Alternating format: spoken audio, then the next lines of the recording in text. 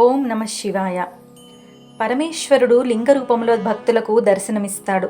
ఆ లింగ రూపాన్ని దర్శించుకునే వారికి సకల సంపదలు, శ్రేయోభిలాషలు చేకూరుతాయని చెప్తారు. పంచభూతాలకు ప్రతీకలుగా నిలిచిన 5 శివక్షేత్రాలు పంచలింగాలు అని ప్రసిద్ధి.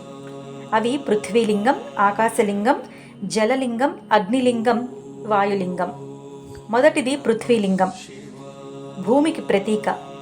ఈ క్షేత్రం కాంచీపురం. ఇక్కడ స్వామి ఏకాంబరేశ్వరుడు. ఇక్కడ అమ్మవారు కామాక్షీదేవి. పార్వతీదేవి స్వయంగా ఈ లింగాన్ని ప్రతిష్ఠించింది. రెండవది ఆకాశలింగం, ఆకాశానికి ప్రతీక. క్షేత్రం చిదంబరం. ఇక్కడ స్వామి నటరాజస్వామి. అమ్మవారు శివకామసుందరి. లింగ దర్శనం లేకుండా శూన్య రూపంలో ఉంటుంది. అందుకే దీనిని చిదంబర రహస్యం అంటారు. 3 జలలింగం, నీటికి ప్రతీక. క్షేత్రం జంబుకేశ్వర క్షేత్రం. ఇక్కడ స్వామి జంబుకేశ్వరుడు.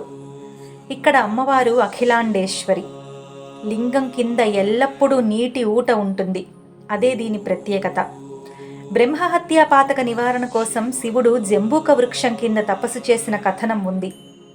4వది అగ్నిలింగం, అగ్నికి ప్రతీక. క్షేత్రం తిరువన్నామలై, అరుణాచలంగా సుప్రసిద్ధమైంది.